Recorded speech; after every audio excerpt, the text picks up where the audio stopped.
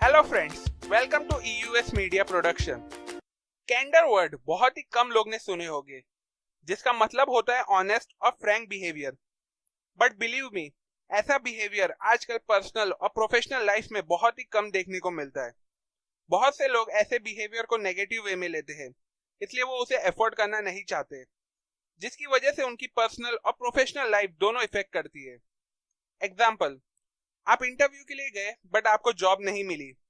आपके best friend ने अचानक आपसे बात करना बंद कर दिया हो, या आप एक डेट पर गए पर बात आगे नहीं बढ़ पाई। कुछ पेड सर्विस के एग्जांपल लेते हैं। आप ट्रीटमेंट के लिए डॉक्टर का 1 घंटे से वेट कर रहे हैं।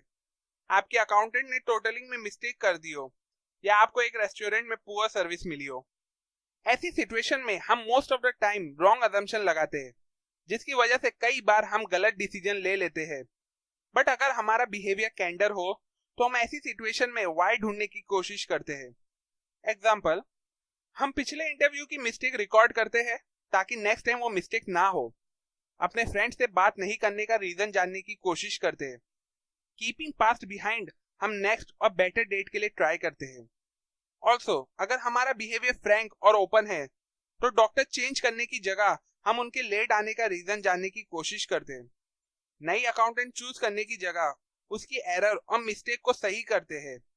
And instead of changing the hotel, हम उस होटल के मैनेजर को ऑनेस्ट फीडबैक देते हैं ताकि वो अपनी सर्विस इंप्रूव कर सके। No news is not necessarily good news. कई बार लोग कैंडर बिहेवियर को बैड न्यूज देते टाइम अप्लाई करते हैं। एग्जाम्पल, आपको लगा हो कि जॉब पे आपका साल बहुत अच्छा था, बट परफॉर्मेंस अप्रेजल में आपके लिए सिर्फ बैड न्यूज थी। आप अपनी स्पेशल पर्सन की एक्सपेक्टेशन को पूरा नहीं कर पाए, ड्यू टू विच आपका ब्रेकअप हो गया। ये सब सिचुएशन का रीजन कहीं ना कहीं लैक ऑफ कैंडर है। इंस्टेड ऑफ टेकिंग 12 मंथ, अगर आपके बॉस ने आपको रेगुलर फीडबैक दिया होता तो शायद परफॉर्मेंस अप्रेजल बेटर होता। आपके स्पेशल पर्सन ने रिलेशन से रिलेटेड एक्सपेक्टेशन बताई होती तो शायद सिनेरियो कुछ और होता। हमें लगता है कि हम हर सिचुएशन में बहुत अच्छे और काइंड है, बट रेगुलर फीडबैक की लैकिंग की वजह से हम टिमिड, पैसिव और अनहेल्पफुल बन जाते हैं। हर इंसान को कोई भी सिचुएशन में वाई जानने की कोशिश करना चाहिए, कॉज जब तक उसे वाई नहीं पता होता है वो रॉन्ग अजम्पशन लगाता रहता है। Example, I am not good looking enough, इसलिए ऐसा हुआ। मेरा बॉस मुझे पसंद नहीं करता। आप सही भी हो सकते हैं और गलत भी। इंस्टेड ऑफ गेसिंग एंड अज्यूमिंग, ये जानना जरूरी है कि लोग हमारे पीठ पीछे हमारे बारे में क्या सोचते हैं, कॉज लोगों की थिंकिंग डायरेक्टली और इनडायरेक्टली इंपैक्ट करती है हमारी प्रोफेशनल और पर्सनल लाइफ पर। You can't right yourself a bigger paycheque.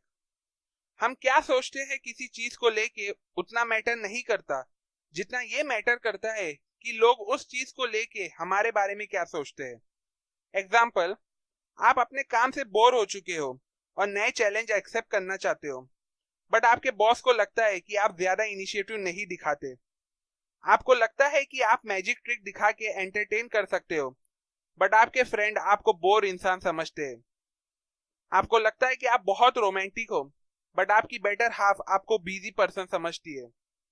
हमारी थिंकिंग से ज्यादा लोगों की थिंकिंग हम पे ज्यादा इफेक्ट करती है, इसलिए हमें हमारे आसपास के लोगों को हमसे कैंडिड होने के लिए एनकरेज करना चाहिए, सो दैट हमारा रिलेशन और स्ट्रांग बने।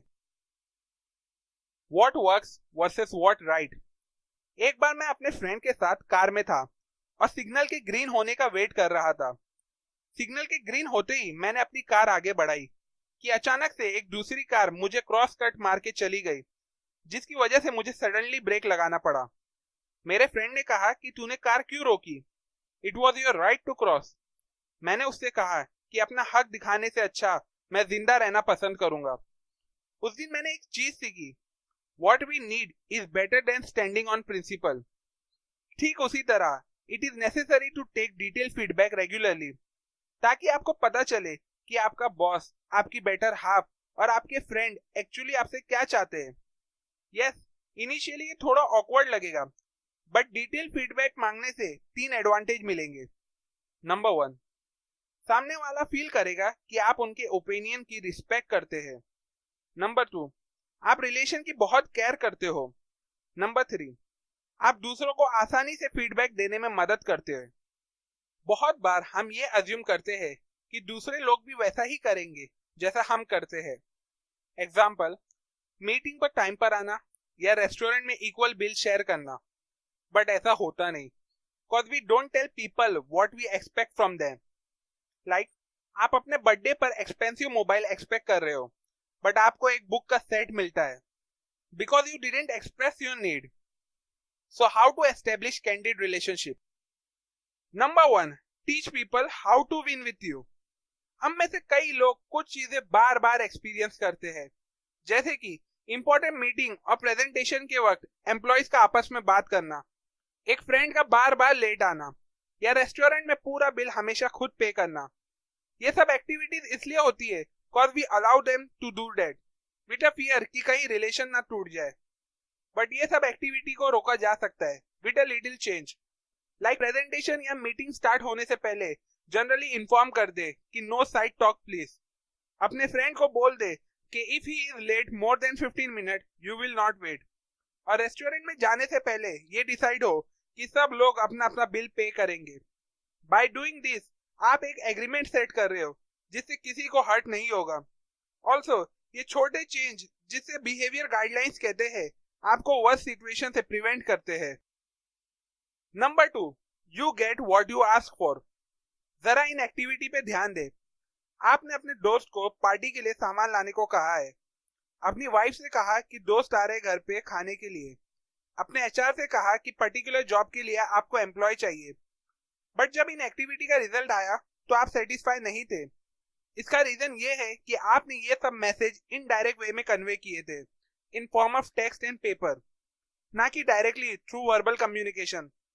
जबकि effect of verbal communication is more than indirect communication. अपने दोस्त को मिल के पार्टी की लिस्ट का डिस्क्रिप्शन बताना, अपनी वाइफ को बताना कि इतने दोस्त आएंगे और ये खाना खाएंगे, या अपने एचआर को बोलना कि आपको ये क्वालिटी और क्वालिफिकेशन वाला एम्प्लॉय चाहिए फॉर अ पर्टिकुलर जॉब, फिर शायद आपको सेटिस्फाइंग रिजल्ट मिले। Number 3, start your talk with a smile. एक अच्छी स्माइल वर्ड से ज्यादा एक्सप्रेस करती है। अगर आप अपने चेहरे पे गुस्सा या वियर्ड एक्सप्रेशन रखोगे तो लोग आपसे बात करने में अजीब फील करेंगे। बट चेहरे पे एक अच्छी स्माइल दूसरों को आपसे बात करने में एनकरेज करेगी। एक अच्छी स्माइल एक गुड कम्युनिकेशन की तरफ इंडिकेशन देती है।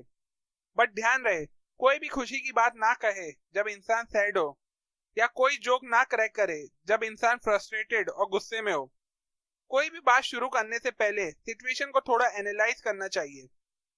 सो टू कंक्लूड, अगर आप किसी को कुछ कहना चाहते हो, जैसे कि अपनी बेटर हाफ, अपने कोवर्कर या अपने फ्रेंड को, तो try to be candour and frank, ताकि आप फॉल्स अजम्पशन को अवॉइड कर सके। उस हर इंसान से ऑनेस्ट फीडबैक ले जिसे आप जानते हो। वर्बल कम्युनिकेशन को ज्यादा preference they instead of indirect communication. Communicate more, cause communication can solve many problem। Video के नीचे दिए गए सब्सक्राइब बटन पे क्लिक करके हमारे चैनल को सब्सक्राइब करें ताकि आप एक भी वीडियो मिस ना कर सके। लाइक करें अगर आपको ये प्रिंसिपल्स काम के लगे हो। अपने व्यू और ओपिनियन कमेंट करें। शेयर करें अपने फैमिली और फ्रेंड के साथ। फॉलो करें हमें फेसबुक और ट्विटर पे for more updates. Thanks for watching. Last but not the least, be honest.